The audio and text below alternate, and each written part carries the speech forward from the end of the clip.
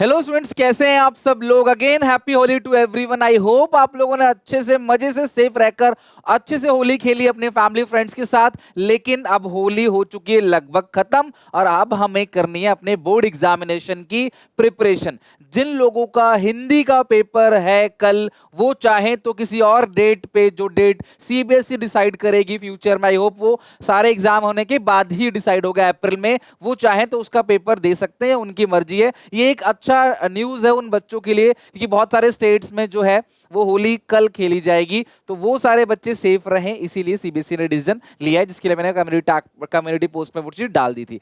बाकी अभी मैं आपको लगभग 50 मिनट के अंदर सारे के सारे चैप्टर वाइज मैक्रो इकोनॉमिक्स के मोस्ट इंपोर्टेंट न्यूमेरिकल बताऊंगा। इस एक वीडियो से सारे न्यूमेरिकल का रिवीजन हो जाएगा और इससे बाहर एग्जामिनेशन में कुछ भी नहीं आएगा। तो एट एनी कॉस्ट मैंने आपको फॉर्मूले की वीडियो डाल दी, सारे के सारे फॉर्मूले जो भी थे उसका वीडियो बनाकर डाल दिया है। अब इसके बाद इसके जितने भी न्यूमेरिकल्स है वो आप लोग अब इस वीडियो से कवर कर लो। एंड रात को मैं सैंपल पेपर की वीडियो कोशिश करूंगा डालने की, अदरवाइज कल डाल दूंगा सुबह।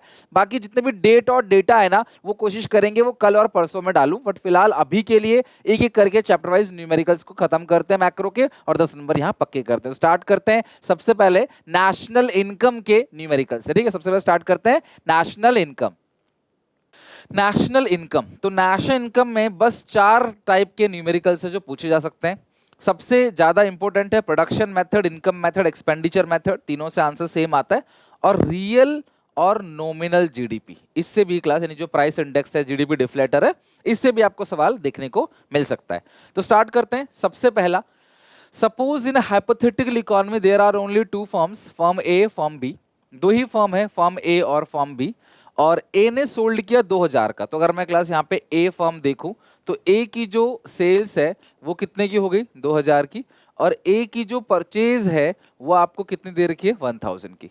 फर्म बी एक्सपोर्ट, अगर मैं फर्म बी की बात करूं तो फर्म बी ने जो एक्सपोर्ट किया हुआ है वो है 2500, और जो डोमेस्टिक सेल्स जो देश के अंदर बेचा है वो है 1500। तो टोटल सेल्स कितनी आ गई, 2-3-4 हजार की टोटल सेल्स आ गई। और आगे लिखा है, अच्छा फर्म ए ने बेचा फर्म बी को, तो ए ने बी को बेचा तो मतलब बी ने खरीदा, तो ये जो सेल्स था ए के लिए, बी के लिए वही परचेज कितना हो गया, 2000 रुपए। ओके, तो अगर आप देखोगे जीडीपी एमपी निकाला जाएगा। जीडीपी एमपी का फॉर्मूला क्या होता है, सेल्स चेंज स्टॉक, तो इसमें है ही नहीं, फॉर्मूले में कहीं भी चेंज स्टॉक क्वेश्चन में गिवन ही नहीं है। Sales plus change stock minus करोगे इंटरमीडिएट कंजप्शन। ओके, यानी कि परचेज ऑफ रॉ मटेरियल, इसको परचेज ऑफ रॉ मटेरियल कहते हैं। तो यहां पे अगर मैं ए की बात करूं तो ए की जो सेल्स है वो कितनी है, 2000, माइनस परचेज है 1000, तो ए का आ गया कितना, 1000।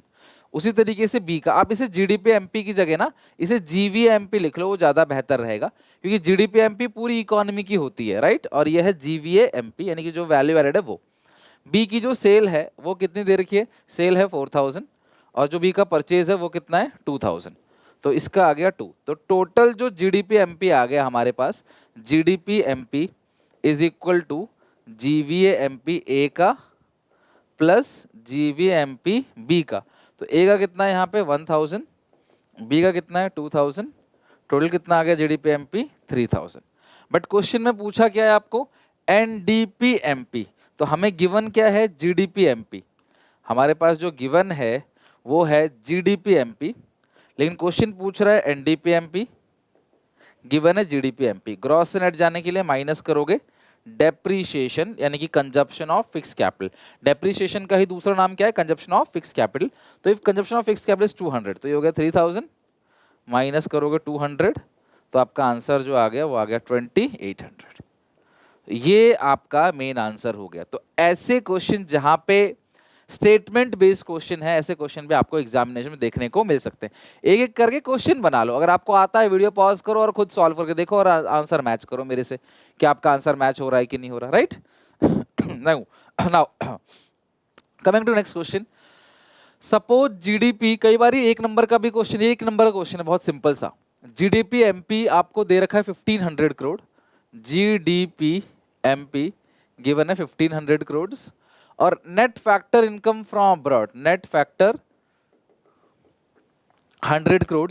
The value of net indirect taxes, net indirect taxes दिया है 180 crore, and the national income को पता है ना, एनएनपीएफसी बोलते हैं, 1050 करोड़।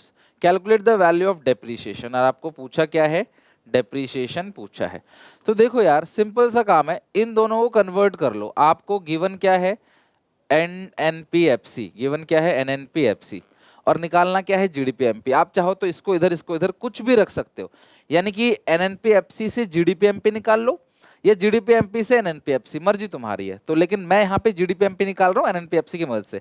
नेट से ग्रॉस में जाने के लिए प्लस करोगे डेप्रीशिएशन, नेशनल से डोमेस्टिक में जाने के लिए माइनस करोगे एनएफआईए, पीपी से में एफसी से एमपी में आने के लिए प्लस करोगे एनआईटी। तो एनएनपीएफसी आपको गिवन है, ये भी गिवन है आपको 1500, ये गिवन है 1050, प्लस डेप्रीशिएशन तो गिवन नहीं है, वो आपको निकालना है, माइनस एनएफआईए जो कि 100 दे रखा है, प्लस एनआईटी जो कि 80 दे रखा है। ठीक है, ये आपको 80 दे रखा है। आप सॉल्व करोगे इस सिचुएशन को और आराम से आपका डेप्रीशिएशन बैलेंसिंग फिगर निकल आएगा। तो ये हो गया 1500, इधर भेजोगे माइनस हो जाएगा 1050, ये माइनस का आ जाएगा, ये प्लस का हो जाएगा 100 और ये माइनस का हो जाएगा 80। सो यहाँ पे 470 आ गया डेप्रीशिएशन। डेप्रीशिएशन कितना आ गया, 470 करोड़।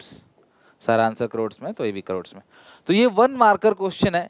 कन्वर्जन करके कोई भी एक चीज मिसिंग हो तो आप उसे यहाँ पे आसानी से कैलकुलेट कर सकते हो। ठीक है, now coming to third question. सबसे पहले बेसिक क्वेश्चन थे, अब आते हैं full length question. On the basis of the given data estimate the value of domestic income. अब आपको यही नहीं पता होगा डोमेस्टिक इनकम कहते किसको है, तो कैसे काम चलेगा। डोमेस्टिक इनकम मतलब एनडीपीएफसी और नेशनल इनकम मतलब एनएनपीएफसी। तो आपको डोमेस्टिक इनकम पूछा है और इसको मैं देखूं तो हम यहाँ पे यूज करेंगे expenditure method. By using expenditure method, आप एक्सपेंडिचर मेथड को यूज करोगे। एक्सपेंडिचर मेथड से निकलेगा क्या, जीडीपी एमपी। और देखो इनकम मेथड से जो निकलता है वो एनडीपीएफसी निकलता है, डोमेस्टिक इनकम। आपको बोला है डोमेस्टिक इनकम, लेकिन इस क्वेश्चन में इनकम मेथड लग नहीं पाएगा। इस क्वेश्चन में जो लगेगा ना वो एक्सपेंडिचर मेथड ही लगेगा। आप फॉर्मूला जरूर लिखना पेपर में। प्राइवेट फाइनल कंजप्शन एक्सपेंडिचर यानी कि हाउस होल्ड एक्सपेंडिचर, प्लस करोगे government final consumption expenditure, private final consumption expenditure plus करोगे गवर्नमेंट फाइनल कंजप्शन एक्सपेंडिचर। तीसरा है ग्रॉस डोमेस्टिक कैपिटल फॉर्मेशन, तो ये क्या लिखा है, ग्रॉस फिक्स्ड कैपिटल फॉर्मेशन। ये ग्रॉस फिक्स्ड कैपिटल फॉर्मेशन है। तो अगर ये फिक्स्ड कैपिटल फॉर्मेशन है ना, इसमें फिर चेंज स्टॉक ऐड करना पड़ेगा। ये रहा चेंज स्टॉक 40, ठीक है। प्लस करोगे नेट एक्सपोर्ट, तो ये रहा नेट एक्सपोर्ट माइनस का 40। तो प्राइवेट का फाइनल कंजप्शन एक्सपेंडिचर हो गया, गवर्नमेंट का फाइनल कंजप्शन एक्सपेंडिचर हो गया, ग्रॉस फिक्स्ड कैपिटल फॉर्मेशन अगर फिक्स है तो चेंज स्टॉक ऐड करोगे, और नेट एक्सपोर्ट दे रखा माइनस का। तो ये आपका जीडीपी एमपी आ गया। तो 600 प्लस 200 800 प्लस 200 प्लस 40 और माइनस का 40, इट्स 1000। बट हमें निकालना क्या है, डोमेस्टिक इनकम। और डोमेस्टिक इनकम का मतलब हमें निकालना एनडीपीएफसी, और गिवन क्या है, जीडीपी एमपी। अभी हमने बाय यूजिंग एक्सपेंडिचर मेथड क्या निकाला, जीडीपी एमपी, बट हमें चाहिए क्या, एनडीपीएफसी। तो अब ग्रॉस से नेट जाने के लिए माइनस करोगे डेप्रिसिएशन, डोमेस्टिक सेम है, पीपी सेम है, एमपी से एफसी में माइनस करोगे एनआईटी। तो जीडीपी एमपी जो है वो है 1000, माइनस करोगे डेप्रीशिएशन और कंजप्शन ऑफ फिक्स कैपिटल। अब डेप्रीशिएशन को ढूंढने मत लग जाना कहीं जीरो मान लो, कंजप्शन ऑफ फिक्स कैपिटल ही डेप्रीशिएशन है, माइनस नेट इनडायरेक्ट टैक्सेस। तो अगर आपको नेट इनडायरेक्ट टैक्सेस दिया गया है तो आपको फिर आईटी सब्सिडी ये सब को ढूंढकर परेशान नहीं होना। तो 1000 माइनस करोगे 40 और 120 160 840, तो ये आ गया आपका कितना, 840। एनडीपीएफसी आ गया 840, ठीक है। Now moving to fourth question. काफी क्वेश्चन हैं, आराम से तसल्ली से बनाते हैं, आराम से एक एक क्वेश्चन आप भी बनाओ, मैं भी बनाता हूं आपके साथ, और अपना आंसर मैच करते हैं हम दोनों। बताना फिर मुझे ना कि कितने क्वेश्चन सही गए आपके, नेशनल इनकम में कितने, मनी बैंकिंग में, बताना मुझे। सारे बच्चे प्लीज कमेंट करना, मजा आएगा। और आप लोगों ने रिक्वेस्ट की थी इसलिए वीडियो बना रहा हूँ, और भी कोई रिक्वेस्ट है मुझे बताओ, जो आप बोलोगे उस टॉपिक पे मैं वीडियो बनाने तैयार हूँ। लेकिन ये 1-1.5 महीना जो बचा है ना, बहुत अच्छे से मेहनत कर लो सारे बच्चे। On the basis of the given data estimate NVAFC. अब ये यहाँ पे प्रोडक्शन मेथड ही आप यूज करोगे, by using value added method या by using production method. Production method से आप क्लास यूज करोगे और क्या निकालोगे, जीवीएएमपी। तो सबसे पहला लेवल क्लास सेल्स। सेल्स कितना आपको दे रखा है, 1000। इसमें चेंज स्टॉक ऐड करोगे, sales plus change stock minus intermediate consumption यानी परचेजेस ऑफ रॉ मटेरियल। तो 1000 में से 300 जाएगा 7850। तो जीवीएमपी कितना क्लास आ गया 850। अब आपको निकालना क्या है एनवीएएफसी, आपको निकालना क्या है एनवीए। और ये क्वेश्चन ये मत समझना मैंने आसान आसान क्वेश्चन ले लिए, ये पीवाईक्यू है, ये प्रीवियस ईयर क्वेश्चन है। तो एनवीएएफसी गिवन क्या है जीवीएएमपी। तो ग्रॉस से नेट जाने के लिए करोगे माइनस डेप्रिसिएशन, वीए सेम है, एमपी से एफसी जाने के लिए माइनस एनआईटी। तो जीवीएएमपी है 850 माइनस डेप्रिसिएशन आपको यहाँ पे दिया हुआ नहीं है। पर आप थोड़ा सा ये देखो ये दो चीज क्या है, कुछ बच्चे जीरो मान लेंगे डेप को, लेकिन मैं जीरो नहीं मानूंगा। ग्रॉस इन्वेस्टमेंट नेट इन्वेस्टमेंट, तो ग्रॉस बड़ा होता है नेट छोटा, और दोनों के बीच का डिफरेंस जो होता है वो डेप्रिसिएशन होता है। तो ग्रॉस इन्वेस्टमेंट है 100 और नेट इन्वेस्टमेंट है 80, तो 20 रुपीज का क्या है क्लास डेप्रिसिएशन है। सिंपल सी बात है यार ग्रॉस इन्वेस्टमेंट 100 है, नेट इन्वेस्टमेंट 80 है, तो ये डिफरेंस किस चीज का है, जब दोनों इन्वेस्टमेंट सेम है तो ये ग्रॉस और नेट का डिफरेंस है, और जो कि डेप्रिसिएशन होता है। नेट इनडायरेक्ट टैक्सेस है वो भी 20 दे रखा है, तो ये 810 आपका आंसर आ गया। 850 माइनस 40 810 आपका आंसर आ गया। तो ये हो गया आपका एनवीएएफसी की calculation by using production method. ठीक है, चलो moving to next, calculate NVFC. Again NVFC निकालना है। अब ये कुछ आइटम अलग दे रखा है, तो सबसे पहले बाय यूजिंग प्रोडक्शन मेथड आप जीवीएमपी निकालोगे। डोमेस्टिक सेल्स कितनी है 200। अगर डोमेस्टिक सेल्स है तो एक्सपोर्ट जो है वो भी आपको लेना पड़ेगा। अगर खाली सेल्स दी होती, सुनना ध्यान से, खाली सेल्स अगर दी होती तो मैं एक्सपोर्ट नहीं लेता, लेकिन डोमेस्टिक सेल्स है, हम मानते वही सेल सब कुछ है, उसी के अंदर एक्सपोर्ट इंक्लूड है, लेकिन एक साफ कह रहा है देश के अंदर बेचा है और ये देश के बाहर बेचा है। प्लस चेन स्टॉक वो भी आपको दिया माइनस का 10, माइनस इंटरमीडिएट कंजप्शन यानी कि परचेजेस ऑफ रॉ मटेरियल। तो ये जो सिंगल यूज प्रोड्यूसर गुड्स है ना, यही रॉ मटेरियल है। जो रॉ मटेरियल होता है ना उसको प्रोड्यूसर यूज करता है और एक ही बार यूज करता है, बस सिंगल यूज, मशीन उसकी बार बार यूज होगी, बट जो रॉ मटेरियल है वो एक ही बार यूज करेगा, वो है 120। तो जीवीएमपी निकल के आएगा 200 plus 10 minus 10 minus 120 it's 80 GVMP. पूछा क्या है एनवीएफसी, पूछा क्या है एनवीएफसी और गिवन क्या है जीवीएमपी। तो आपको निकालना क्या है एनवीएफसी, गिवन क्या है जीवीएमपी।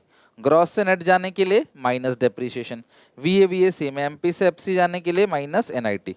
तो जीवीएमपी है 80, डेप्रिसिएशन कितना है यहाँ पे, अब डेप्रिसिएशन गिवन नहीं है जीरो मत मानना।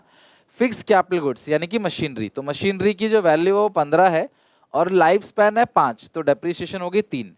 यार 15 लाख की मशीन है, 5 साल आप उसे इस्तेमाल करोगे तो हर साल उसकी वैल्यू कितनी कम हो रही है 3 लाख रुपए। तो 80 माइनस 3 माइनस एनआईटी गिवन है 20, तो 80 माइनस 23 57। तो जो net value added at factor cost आ गया वो कितना आ गया 57। धीरे धीरे लेवल बढ़ेगा, खुश होने की जरूरत नहीं कि सर ये तो बहुत आसान आसान थे, ये सब पेपर में आ चुके क्वेश्चंस हैं, मैंने मैक्सिमम क्वेश्चंस पीवाईक्यू के कवर कर लिए हैं इसमें। From the following data calculate the value of net indirect taxes, तो वो किसी ना किसी फॉर्मूले में आएगा।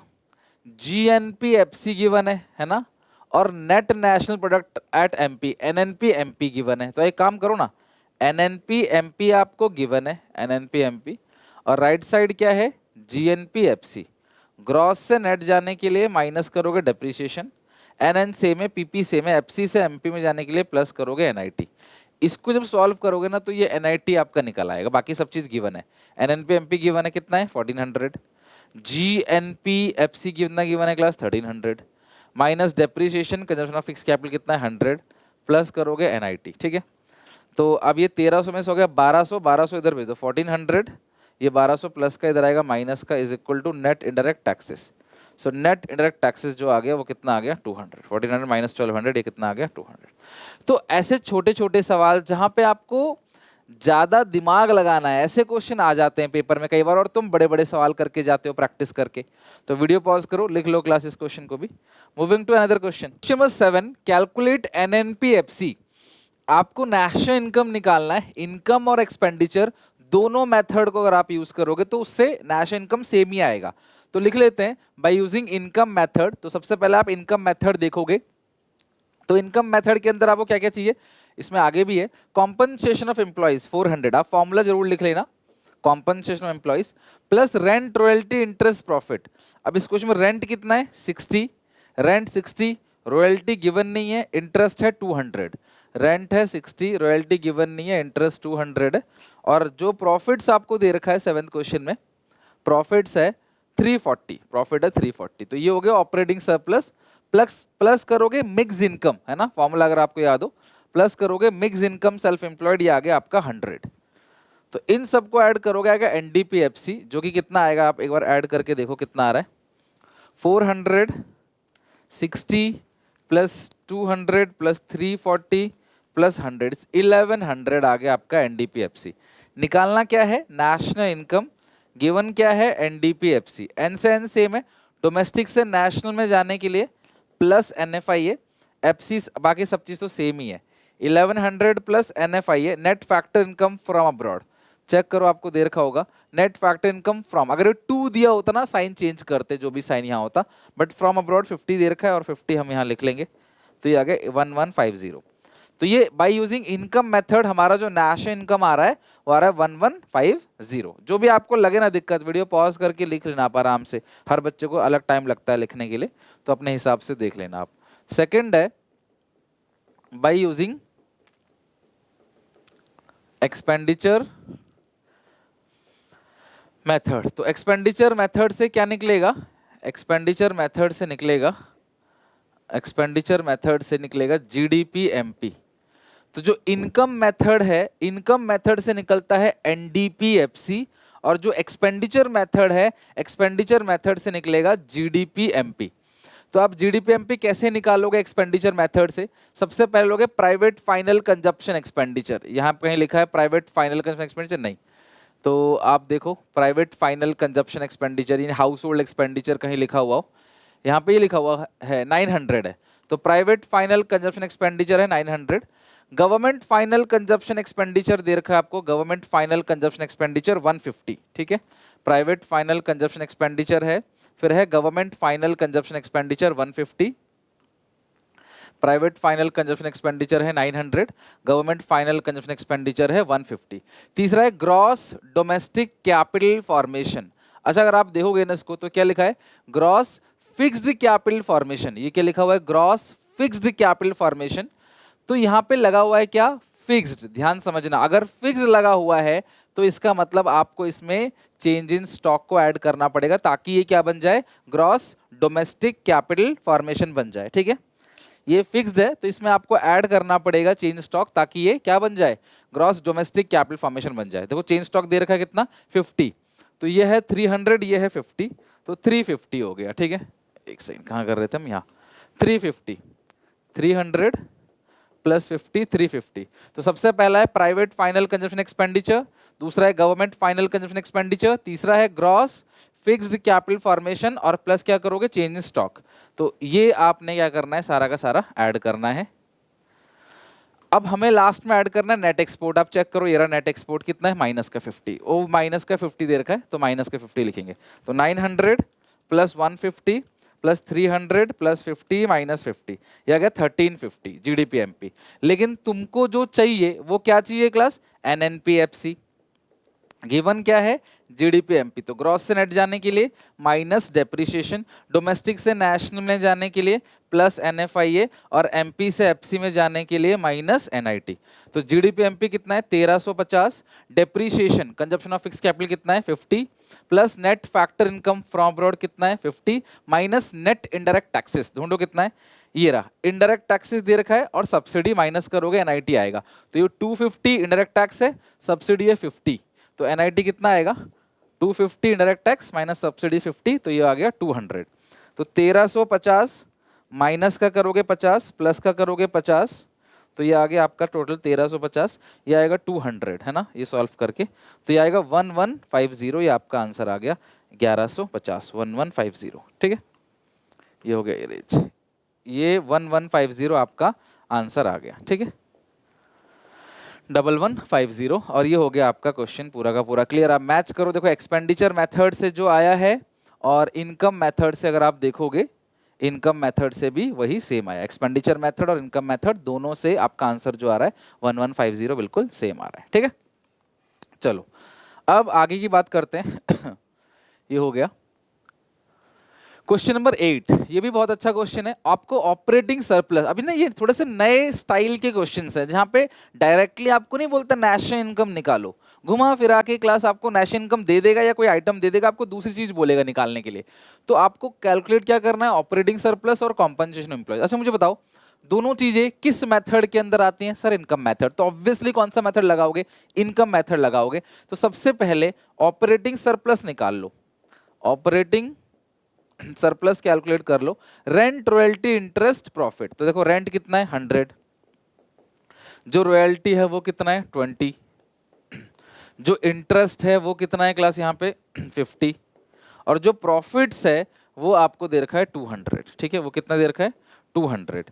तो ये हो गया 100 प्लस 20 प्लस 50 प्लस 200, 370, 370।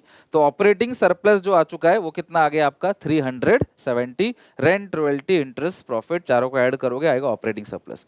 तो ये तो सिंपल है। अब कॉम्पनसेशन ऑफ एम्प्लॉइज किस मेथड के अंदर आता है? इनकम मेथड में। और इनकम मेथड से निकलता क्या है? Net domestic product at factor cost, NDPFC. ठीक है, तो अब इस सिचुएशन में अगर आप देखोगे तो ये गिवन क्या है? जीडीपी एमपी गिवन है। गिवन क्या है? GDP MP. पर हमें क्या चाहिए? एनडीपीएफसी। गिवन क्या है?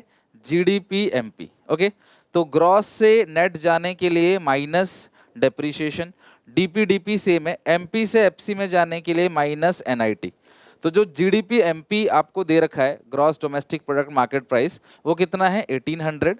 माइनस करोगे डेप्रीशिएशन, और डेप्रीशिएशन कितना है आपको दे रखा है 200। माइनस करोगे नेट इनडायरेक्ट टैक्स यानी कि एनआईटी, तो ये रहा क्लास इनडायरेक्ट टैक्स, और ये रहा सब्सिडी, माइनस करोगे एनआईटी आएगा। तो 250 है इनडायरेक्ट टैक्स, सब्सिडी है 50, तो 250 माइनस 50 200 आपका आ गया एनआईटी, नेट इनडायरेक्ट टैक्सेस। तो ये आ गया 1400 आपका एनडीपीएफसी आ गया। अब आप एनडीपीएफसी का फॉर्मूला लगाओगे। आप मेरी बात समझ गए?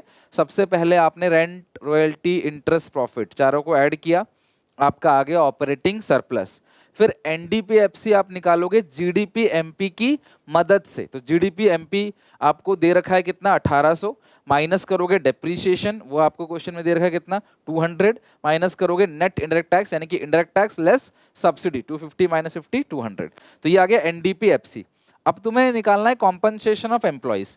तो एनडीपीएफसी का फॉर्मूला क्या होता है? Compensation of employees plus operating surplus plus mix income self employed, यही फॉर्मूला होता है। तो एनडीपीएफसी तो आपने निकाल लिया यहाँ पे कितना 1400, तो यहाँ रखो 1400। कॉम्पनसेशन ऑफ एम्प्लॉइज आपको निकालना है। ऑपरेटिंग सरप्लस आपने अभी निकाला 370, और मिक्स इनकम इस क्वेश्चन में दिया हुआ नहीं है, तो ये हो गया 370, मिक्स इनकम नहीं दिया 0 मान लो। तो 1400 माइनस 370, तो कॉम्पनसेशन ऑफ एम्प्लॉयज जो है, कॉम्पनसेशन ऑफ एम्प्लॉयज वो आपको दिया है 1030, 1030 रुपए। कॉम्पनसेशन ऑफ एम्प्लॉयज कितना आ गया 1030, 1030 रुपए।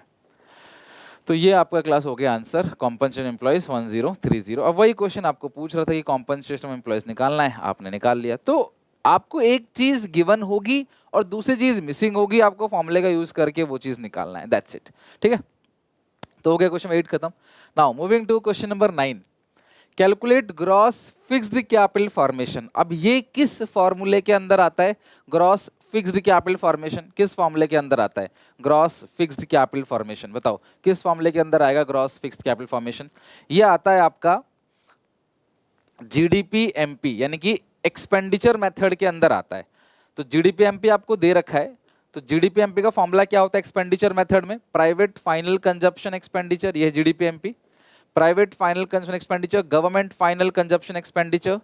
तीसरा है ग्रॉस डोमेस्टिक कैपिटल फॉर्मेशन, वो नहीं दिया है ना, तो हम इसको ऐसे लिखेंगे gross domestic fixed capital formation plus change stock. अब मैंने पता ऐसा क्यों लिखा हुआ है, आपको यहां पे लिखना तो चाहिए gross domestic capital formation, but question क्या कह रहा है कि फिक्स निकालना है, तो फिक्स के फॉर्म में लिखेंगे तभी तो फिक्स निकलेगा। तो gross domestic fixed capital formation plus change stock. अब सॉल्व करेंगे तो ये दे रखा होगा, ये निकल आएगा आसानी से। और प्लस क्या करोगे नेट एक्सपोर्ट, तो नेट एक्सपोर्ट दे रखा है कितना यहाँ पे -50। ओके, और चेंज स्टॉक आपको पता है क्लोजिंग माइनस ओपनिंग, तो 200 माइनस 300 माइनस का 100, तो इसको क्या लिखेंगे, माइनस का 100 यानी क्लोजिंग माइनस ओपनिंग।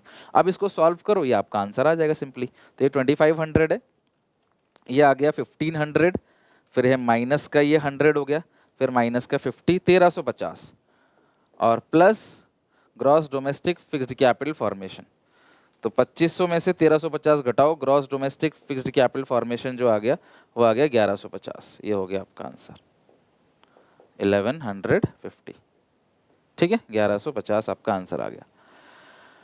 चलो, तो ये हो गया क्लास आपका डन। आई होप आप लोग क्लास यहाँ तक जो है अच्छे से समझ गए कि किस तरीके से कैलकुलेशन करना है। तो आपको देखना है कि आपको पूछा क्या है और फिर वो किस फॉर्मूले में आता है, वो फॉर्मूला पुट करना है, और जो चीज़ आपको पूछा है वो आपको निकाल लेना है। बाकी सारी चीज़ें इसके अलावा गिवन होंगी। ठीक है, अगर तुम यहाँ पे ग्रॉस डोमेस्टिक कैपिटल फॉर्मेशन लिखते तो तुम्हें फिर एक और फॉर्मूला लगाना पड़ता, जो भी ये आता फिर एक और फॉर्मूला लगाते, gross domestic capital formation is equal to gross domestic fixed capital formation plus change stock, तब आता मेन आंसर। ठीक है, next, find out real GDP if nominal GDP is 225 and price index is 125। तो price index का जो formula है वो है nominal GDP upon real GDP into 100। तो प्राइस इंडेक्स है 125, नॉमिनल है 225, रियल जीडीपी आपको निकालना है, प्राइस इंडेक्स है 100, मतलब सॉरी ये 125 है इनटू 100।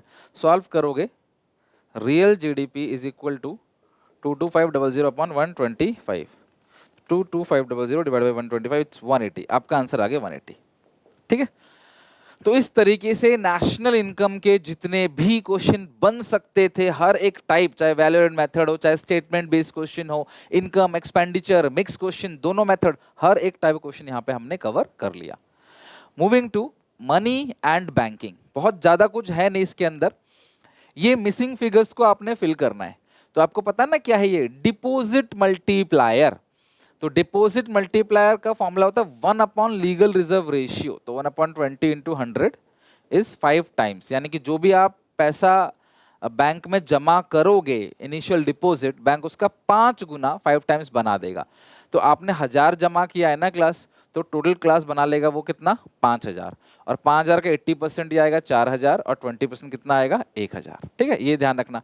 दूसरी चीज ये वाला रखना आपको, ये 800 है, ये 800 है, 800 का 80% 640, और ये 160, बस और तो कुछ भरना ही नहीं है। यहाँ पे कोई क्लास देखो 1 2 3 4, बस यही 4 चीजें भरनी थी, बीच का हमें कुछ नहीं भरना, वो फिल इन द ब्लैंक नहीं है, वो ऐसे ही खाली पड़ा हुआ है। ठीक है, वो कोई फिल इन द ब्लैंक नहीं है, तो ये आपको फिल करना था, आपने कर दिया। तो आपको डिपॉजिट मल्टीप्लायर का फॉर्मूला पता होना चाहिए, 1 upon LRR into 100। Suppose in a hypothetical economy, the central bank increased the reverse reserve ratio 10% to 20%, keeping the amount of initial deposit constant at 1000 crore. The amount of total money creation would be. तो जो total money creation का amount है वो आपको पूछा गया है कितना होगा। सुनो मेरी बात, this central bank increase the reserve ratio, पहले रिजर्व रेशियो था 10%, अब रिजर्व रेशियो कितना हो गया, अब रिजर्व रेशियो 25% हो गया। ठीक है, keeping the amount of initial deposit constant, initial deposit कितना है, इनिशियल डिपॉजिट है 1000 करोड़ का। The amount of total money creation, तो टोटल मनी क्रिएशन आपको पूछना है, पता करना है। तो डिपॉजिट मल्टीप्लायर का फॉर्मूला क्या होता है, 1 upon LRR into 100, 1 upon 25 into 100, deposit multiplier आ गया 4 टाइम्स। तो अगर आप 1000 रुपए का इनिशियल डिपॉजिट करोगे तो टोटल डिपॉजिट जो है वो 4000 करोड़ का बैठ जाएगा। तो टोटल डिपॉजिट जो होगी, वो टोटल जो मनी क्रिएशन होगा वो कितना होगा, 4000 करोड़ का हो जाएगा। तो आई होप आपको ये सेकंड क्वेश्चन भी अच्छे से समझ आ गया। ठीक है, next, if the total deposit is 50,000 crore and the initial deposit, देखो सुनो मेरी बात, टोटल डिपॉजिट जो है वो 50,000 करोड़ है, कितना है 50,000 करोड़, और इनिशियल डिपॉजिट जो है वो 12,500। तो जो डिपॉजिट मल्टीप्लायर है वो कितना है, 4 टाइम्स।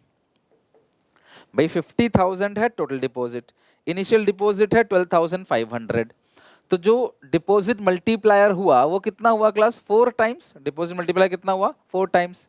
अच्छा, एक फॉर्मूला होता है डिपॉजिट मल्टीप्लायर का, 1 अपॉन LRR इंटू 100। सो यहाँ पे LRR is equal to 100 upon 4, तो 25% का LRR हो गया।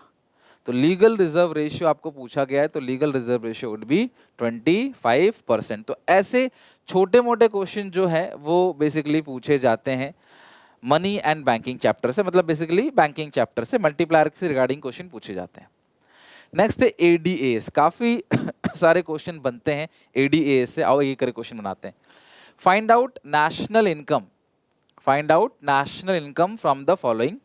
अब नेशनल इनकम के अंदर आपको तीन चीजें दे रखी है, ऑटोनोमस कंजप्शन, एमपीसी और इन्वेस्टमेंट। आपको निकालना क्या है, नेशनल इनकम, और आपको ये तीन चीजें, तीन आइटम आपको गिवन दे रखा है, ऑटोनोमस कंजप्शन, एमपीसी और इन्वेस्टमेंट। देखो इन्वेस्टमेंट मतलब ही तो सेविंग्स होता है, तो सेविंग फंक्शन लगा दो, माइनस ए बार प्लस 1 माइनस बी वाई। तो इन्वेस्टमेंट और सेविंग कितनी है, 50 है। ऑटोनोमस कंजप्शन 100 है, तो इसे लिखो -100। और ये सेविंग फंक्शन में एमपीएस होता है, एमपीसी 0.8 है, तो एमपीएस कितना होगा 0.2 इंटू वाई। और आपको निकालना क्या है क्लास, नेशनल इनकम। सॉल्व कर लो, ये आएगा 150, ये आएगा 0.20, तो जो नेशनल इनकम है वो आएगा 150 डिवाइड बाई 0.20 इज 750। 750 करोड़ का आपका नेशनल इनकम आ गया सॉरी 750 करोड़। ओके चलो क्वेश्चन नंबर 1 क्लास हमारा हो गया। नेक्स्ट आते हैं क्वेश्चन नंबर 2 पे। If an economy plan to increase its income by 2000 crore, income कितने से बढ़ेगी, 2000 करोड़ से बढ़ जाएगी। एंड द एमपीसी 75%, एमपीसी कितना आ गया 75%, मतलब 0.75। Estimate the increase in investment, कितनी इन्वेस्टमेंट की जरूरत पड़ेगी इस टारगेट को अचीव करने के लिए। आपको हाल फिलहाल में ही मैंने एडीएस चैप्टर पढ़ाया हुआ है, और मैंने कहा था उस चैप्टर में न्यूमेरिकल में किसी भी क्वेश्चन में अगर आपको डेल्टा आई मिल जाए तो के दोनों फॉर्मूलों का यूज करोगे। पहला फॉर्मूला होता है 1/MPS, अगर MPC 0.75 है तो MPS 0.25 होगा, के आ गया 4। फिर के का एक और फॉर्मूला है डेल्टा वाई अपॉन डेल्टा आई, तो के कितना आ गया 4, जो डेल्टा वाई है वो कितना क्लास है 2000 करोड़, और डेल्टा आई आपको निकालना है। So delta I is equal to 2000 upon 4, तो कितना आएगा 500। ठीक है, तो चेंज इन इन्वेस्टमेंट कितना आ गया आपका, चेंज इन इन्वेस्टमेंट आ गया 500 crore.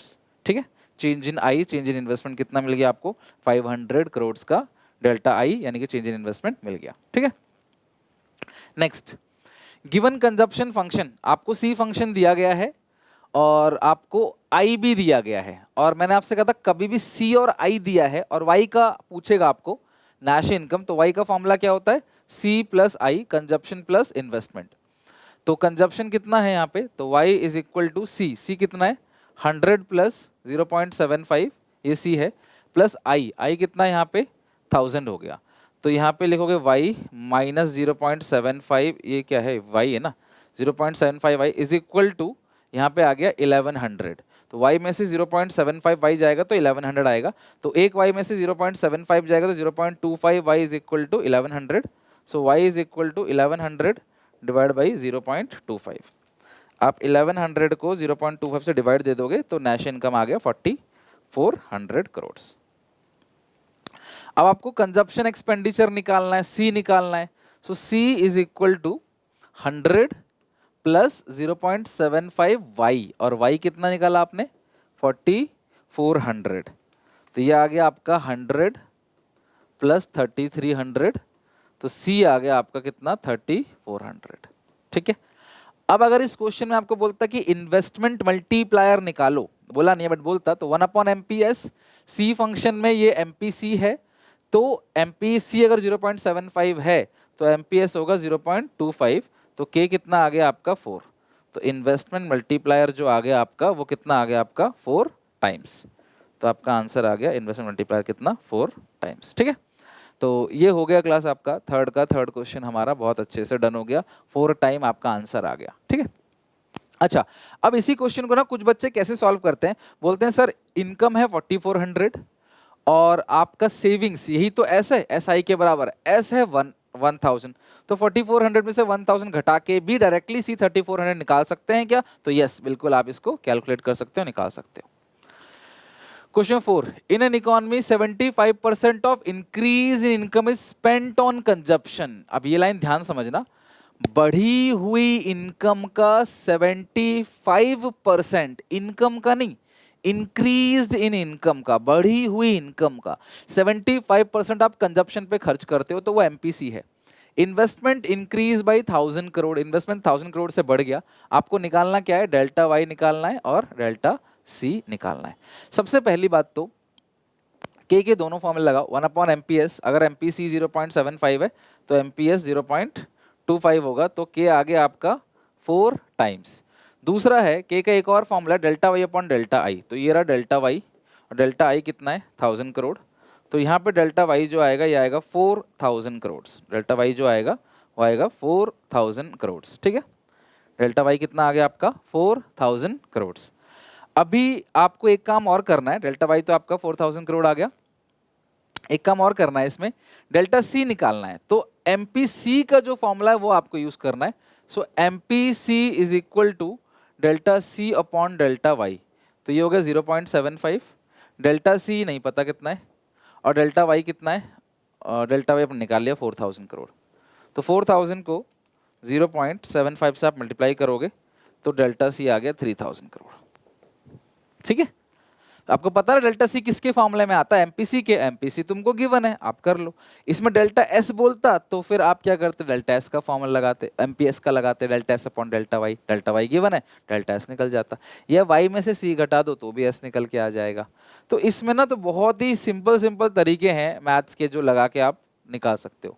Next question, in an economy increase in income, जो इनकम बढ़ रहा है ना 5 times the increase in investment, देखो in an economy the increase in income is 5 times the increase in investment, तो जो इनकम बढ़ रहा है ना वो 5 गुना बढ़ रहा है इन्वेस्टमेंट जितना बढ़ रहा है उससे, कैलकुलेट एमपीसी।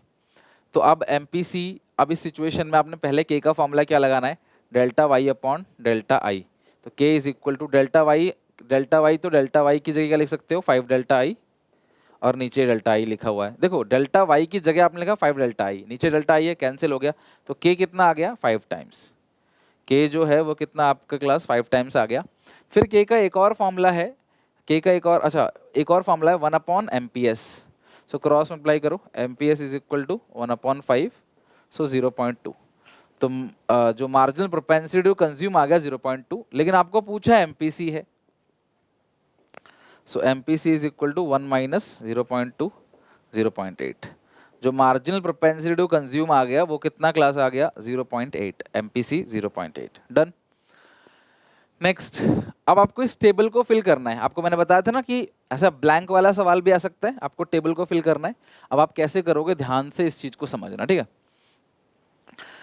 एपीएस और एमपीसी, अच्छा एमपीसी का फॉर्मूला क्या होता है, change in c upon change in y, तो मुझे सबसे पहला कॉलम बनाना पड़ेगा चेंज इन वाई का, और चेंज इन वाई कैसे निकलेगा, ये तो ब्लैंक है, 100 में से 0 गया तो 100, ये भी 100, 200 में से 100, 300 में से 200, ये आ गया 100, ठीक है। अब इस सिचुएशन में एमपीसी कितना है 0.6, डेल्टा सी नहीं पता, डेल्टा वाई कितना है 100, सो डेल्टा सी कितना आ गया 60, change in C delta C जो आ गया वो कितना आपका आ गया 60 आ गया, और ये तीनों जगह सेम है 0.600, 0.600, 0.600, तो डेल्टा सी जो आएगा यहाँ पे वो आएगा 60, 60, 60, चेंज इन कंजप्शन आ गया 60, 60, 60, चेंज इन कंजप्शन, ठीक है। अब तुम्हें चेंज इन कंजप्शन मिल गया, चेंज इन इनकम मिल गया, अब तुम्हें सी निकालना है चेंज इन कंजप्शन से, मेरी बात ध्यान समझना, चेंज इन कंजप्शन से तुमको सी निकालना पड़ेगा।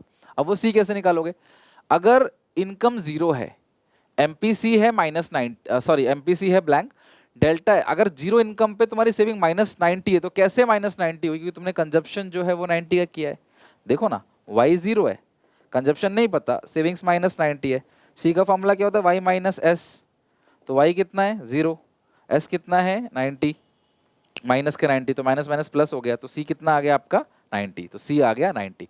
अब डेल्टा सी है 60 प्लस 90 150, 150 प्लस 60 210, 210 प्लस 60 270, तो इससे सी निकल आया, डेल्टा सी को ऐड करते जाओगे तो सी निकल के आएगा कंजप्शन।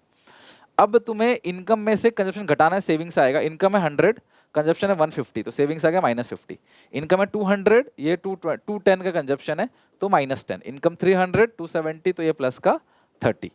अब एपीएस निकालना है एस अपॉन वाई, तो ये रहा एस, ये रहा भाई 90 upon 0 blank, minus 50 upon 100 minus 0.5, minus 10 upon 200 minus 10 upon 200 minus 0.05, और ये 30 अपॉन 300, 30 डिवाइड बाई 300 0.1, ठीक है, 30 डिवाइड बाई 200 0.1। तो ये हो गया आपका पूरा का पूरा टेबल। कुछ एक्स्ट्रा आपको टेबल में कॉलम्स बनाने पड़ सकते हैं, बट जो ब्लैंक था हमें वो भरना है। एग्जामिनर यही ब्लैंक चेक करेगा, अगर इन ब्लैंक में सही है, और हर ब्लैंक के नंबर होते हैं, अगर ये ब्लैंक सही है सारे तो नंबर आपको पूरे मिलेंगे। Suppose in economy from the following data calculate investment expenditure, ये सारी चीज दे रखी है, आपको आई निकालना है। आपको पता है एस ही आई के बराबर होता है, इसका फॉर्मूला था माइनस ए बार प्लस 1 माइनस बी वाई। तो ये ऑटोनोमस कंजप्शन कितना है, माइनस का 100, और ये पूरा का पूरा एमपीएस होता है, तो एमपीसी 0.8 है तो एमपीएस 0.2 है, into y national income 10,000 crore. तो 10,000 को आप मल्टीप्लाई करोगे 0.2 से, तो माइनस 100 प्लस 2000, ये आ गया आपका 1900 करोड़। 1900 करोड़ आपका आंसर आ गया, ठीक है। कितना आ गया, 1900 करोड़। डन। तो क्वेश्चन नंबर 7, आई होप आप लोगों का अच्छे से क्वेश्चन 7 यहाँ पे हो गया। नेक्स्ट है question number 8। Given an economy with a consumption function C दे रखा है 750 plus 0.5 Y, where C consumption, Y national income, investment 3 दे रखा है। आपको कंजप्शन निकालना है इक्विलिब्रियम लेवल पे क्या होगा। आपको आई भी दिया गया है 2300, सी दिया है, आई दिया है, तुम्हें सी की वैल्यू निकालनी है, वो भी इक्विलिब्रियम लेवल पे। तो सबसे पहले इक्विलिब्रियम लेवल ऑफ इनकम निकालना पड़ेगा, Y equal to C plus I. तो 750 प्लस 0.5 वाई प्लस आई कितना है 2300, तो 750 प्लस 2300, इस y को इधर भेज दो, y minus 0.5 y equal to 3050। तो y में से 0.5 वाई जाएगा तो क्या बचेगा, 0.5 वाई इक्वल टू 3050। तो y is equal to 3050 upon 0.5 divide by 0.5, 6100। तो जो नेशनल इनकम आ गया आपका वो कितना आ गया, 6100 का नेशनल इनकम आ गया, ठीक है। अब हमें पूछा क्या है, what would be the consumption, तो सी पूछा है, तो y की वैल्यू रख दो यहाँ पे, 750 प्लस 0.5, y कितना है 6100, y आ गया 6100, 6100 इंटू 0.5, तो c is equal to 750 plus 3050, तो ये आपका आ जाएगा 3800। 3800 आपका आंसर आ गया 3800, और 3800 जो कंजप्शन है वो इक्विलिब्रियम लेवल ऑफ इनकम पर कंजप्शन है। अब ये देखते हैं क्या है। For a hypothetical economy, the government incur investment expenditure 1000 if the value of MPS falls from 2.5 to 1.0. Calculate the value of increase in income delta y आपको पूछा है due to increase in income value to MPS due to change in MPS। तो MPS से increase in income क्या होगा, मेरी बात ध्यान समझना। अभी जो MPS है वो 0.10 है, और डेल्टा इन्वेस्टमेंट डेल्टा आई जो कितना है 1000 करोड़ है।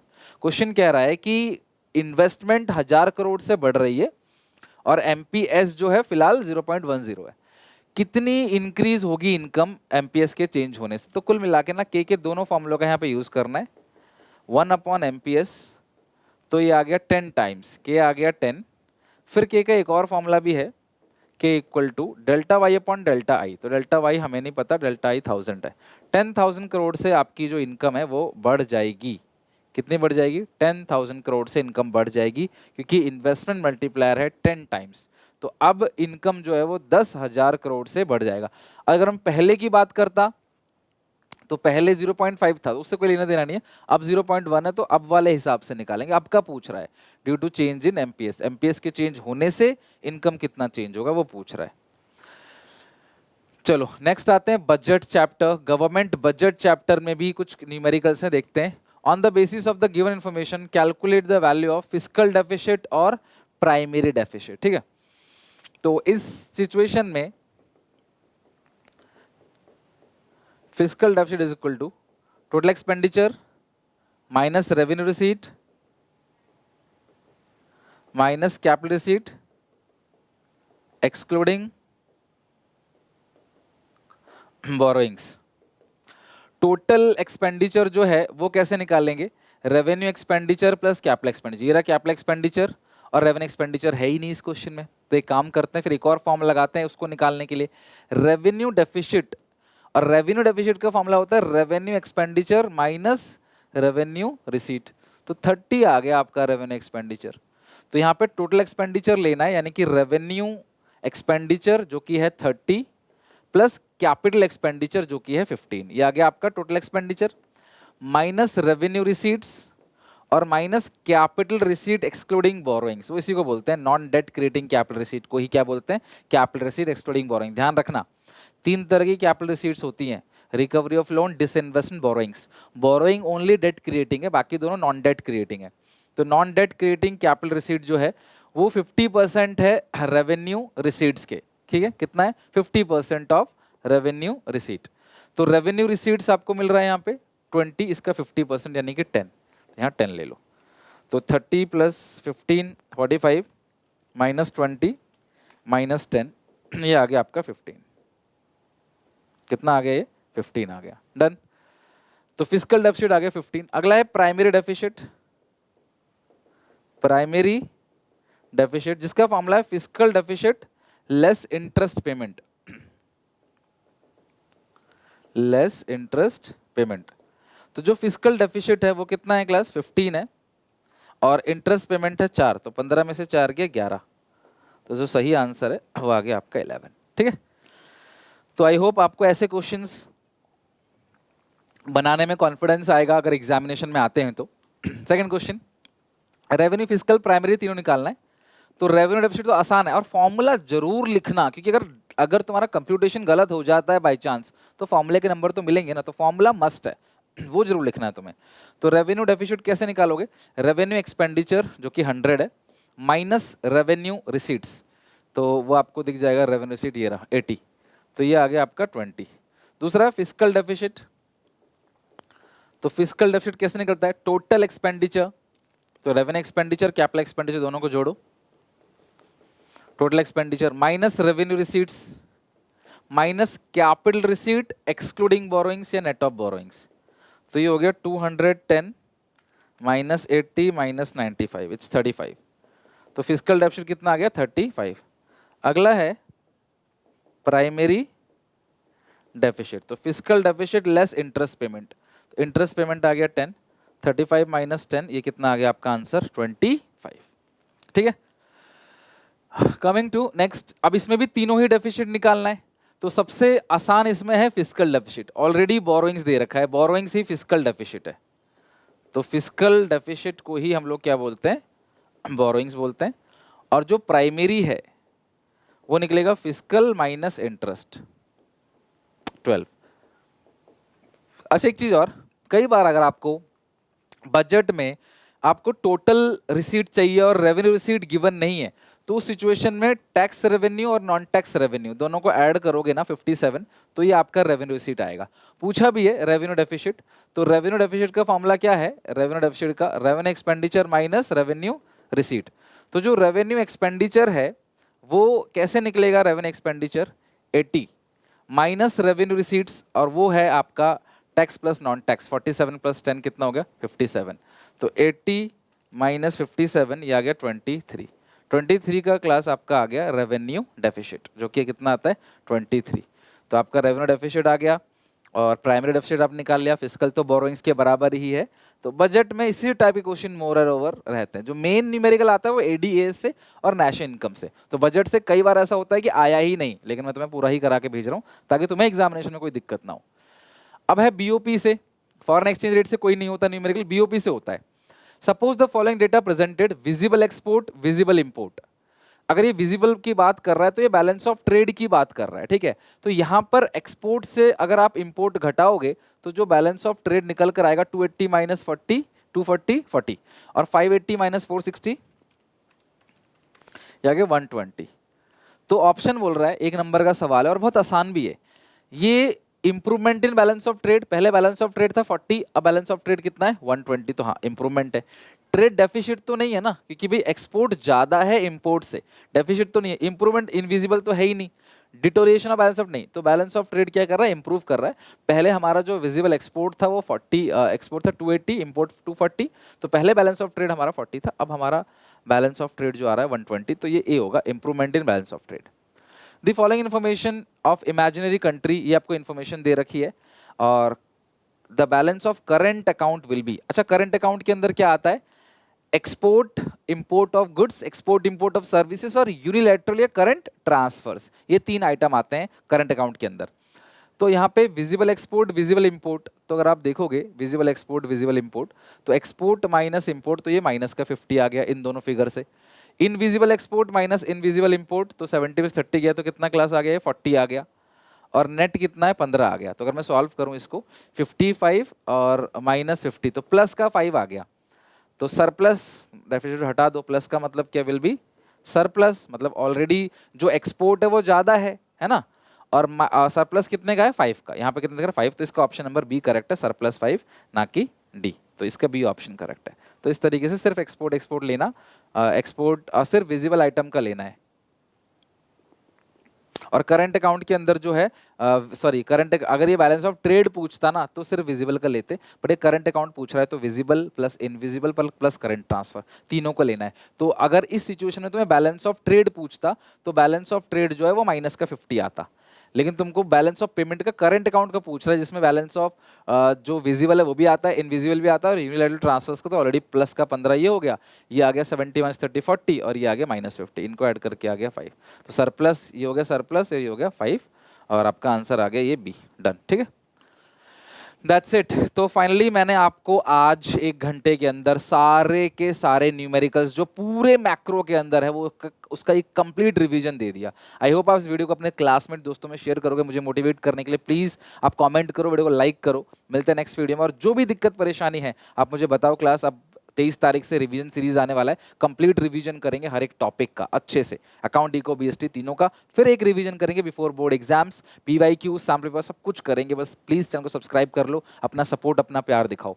टिल देन टेक केयर, इसे पढ़ के आना, रिवाइज करके आना। मैं और भी एग्जाम से पहले और भी क्वेश्चन कराऊंगा, डोंट वरी। अगर आप लोग कोई चीज़ छूटी है तो वो मुझे भी पता है, मैं आपको आगे कराऊंगा, ठीक है। अभी के लिए बस इतना ही।